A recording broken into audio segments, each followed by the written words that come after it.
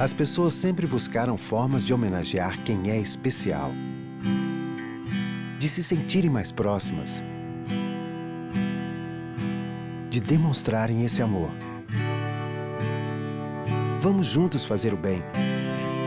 Participe da Praça das Famílias e ajude a construir a Catedral Cristo Rei. A sua família para sempre na Catedral de todos nós. Ligue ou acesse o nosso site. Feliz padroeira de um povo a lutar, a gente mineira te quer exaltar, não só lá na serra. Amado irmão, amada irmã, saúde e paz com apreço e em profunda comunhão com o seu coração, neste passo a passo que vamos agora vivenciar nesta Semana Santa, Semana Maior, seguindo os passos dele, Cristo Jesus, o nosso Salvador. Deus nos conceda a graça de vivenciarmos o passo a passo desta Semana Maior, seguindo os passos do Senhor, para que nossos corações, por esse segmento, possam alcançar uma sintonia mais profunda com o coração de nosso Deus. Só na medida em que nós meditamos profundamente a paixão, a morte e celebramos a ressurreição do Senhor, é que colocamos alicerces profundos para a nossa fé e garantimos a nós uma espiritualidade que possa nos fazer capazes de contribuir com rumos novos na sociedade e, sobretudo, de sermos muito responsáveis no testemunho que somos chamados a dar. Por isso, a Semana Santa, a Semana Maior, é tempo do grande retiro espiritual de nossas comunidades de fé. Por isso é preciso participar nelas de toda a programação, para assim vivenciarmos um tempo de espiritualidade muito especial. E que a escuta da Palavra de Deus particularmente nos abra e nos ilumine, como agora vamos escutar, congregados aqui ao redor da Mãe da Piedade, que nos inspira como discípula exemplar. 6 dias antes da Páscoa, Jesus foi para Betânia, onde morava Lázaro, que ele havia ressuscitado dos mortos. Ali ofereceram a Jesus um jantar. Marta servia e Lázaro era um dos que estavam à mesa com ele. Maria, tomando quase meio litro de perfume de nardo puro e muito caro, ungiu os pés de Jesus e enxugou-os com seus cabelos. A casa inteira ficou cheia de perfume do bálsamo. Então falou Judas Iscariotes, um dos seus discípulos, aquele que o havia de entregar. Por que não se vendeu este perfume por 300 moedas de prata para as dar aos pobres? Judas falou assim não porque se preocupasse com os pobres, mas porque era ladrão.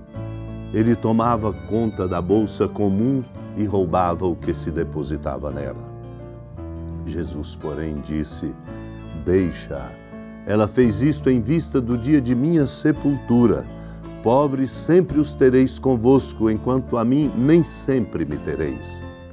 Então os sumos sacerdotes decidiram matar também Lázaro, porque por causa dele muitos deixavam os judeus e acreditavam em Jesus.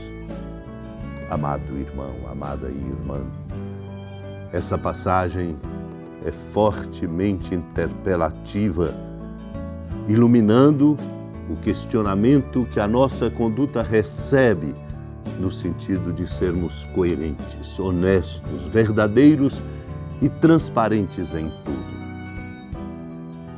Judas questionou a oferta que Maria fazia com o perfume, com as lágrimas e com enxugar com seus cabelos os pés do Senhor. Disse estar preocupado com os pobres. No entanto, a verdade foi revelada. Não estava preocupado com os pobres. Tinha um discurso de preocupação com os pobres, na verdade, estava preocupado com o dinheiro a mais na sua bolsa, porque esta foi a sua qualificação. Era um ladrão. Amados e amadas de Deus, demagogia não tem lugar na verdade do Evangelho quando falamos dos pobres e da partilha. A verdade do Evangelho é exatamente colocar como Cristo indica a Ele em primeiro lugar. Só assim nós podemos adquirir a modulação necessária para que o nosso coração tenha a capacidade e a sabedoria indispensáveis para avaliar, julgar, escolher. Judas, na verdade, mostrou o seu interesse mesquinho. Uma mesquinhez que descompassa o caminho do mundo e da vida e da sociedade. É por isso que nós estamos vendo e vivendo dissabores e descompassos no mundo da política, nos diversos e diferentes segmentos da nossa sociedade. Há muita mentira, muito interesse particular, partidário. Nós somos desafiados, portanto, a buscar a verdade. Uma verdade que só estaremos motivados a buscá-la na medida em que nós colocarmos no centro de nossa vida Ele, Cristo, aquele que se oferece na verdade e no amor. Do contrário, nós viveremos para defender interesses particulares, capazes de fazer absurdos nas escolhas, nos encaminhamentos, mostrando a nossa pequenez, mesmo justificada com um discurso de demagogia. Nós precisamos nos qualificar. Santo Agostinho nos lembra que a paixão de nosso Senhor e Salvador Jesus Cristo é para nós penhor de glória e exemplo particularmente de paciência.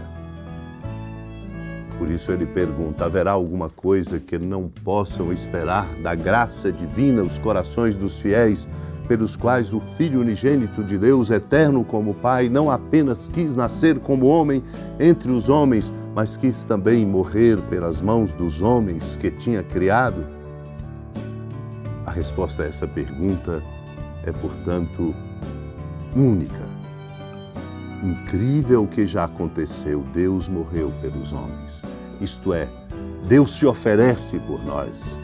Não defende causas e não defende argumentos simplesmente em função de justificar a si ou de defender os seus. Deus se oferece. Quem é Cristo senão aquele que no princípio era a palavra e a palavra estava com Deus e a palavra era Deus? Essa palavra de Deus se fez carne e habitou entre nós. Habitou entre nós na verdade, no amor. Fez-se participante de nossa morte para nos tornar participantes da sua vida. Assim como os homens, pela sua natureza, não tinham possibilidade alguma de alcançar a vida, também ele, pela sua natureza, não tinha possibilidade alguma de sofrer a morte. No entanto, entrou de modo admirável em comunhão conosco. De nós assumiu a mortalidade, o que lhe possibilitou a morte, e dele recebemos a vida. Esta é a lógica que somos chamados a aprender.